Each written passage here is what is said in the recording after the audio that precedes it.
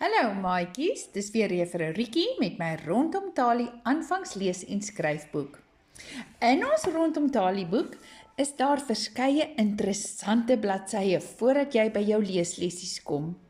Op hierdie bladsy leer ons vir jou die korrekte potloodgreep. Ons hou die potlood of die kruit tussen ons voorvinger en ons langvinger en duim vas.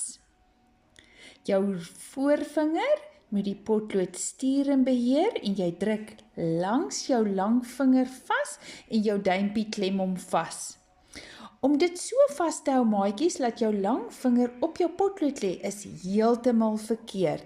Jy sal sien, om te beweeg jou hele handjie dan.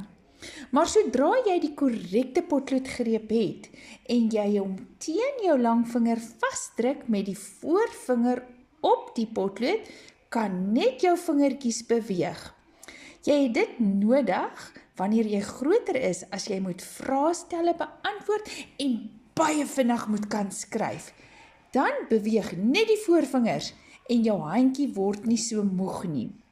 Sodra die langvinger ook daar lê, moet die hele hand beweeg en dan raak jou pols sommer gou moeg. So maatjies, hou jou kruit mooi vas en kleur die prentjies in jou Rondom Talie inkleurboek in en oefen hierdie korrekte potloodgreep gereed. Lekker skryf en lees maatjies, sien julle weer.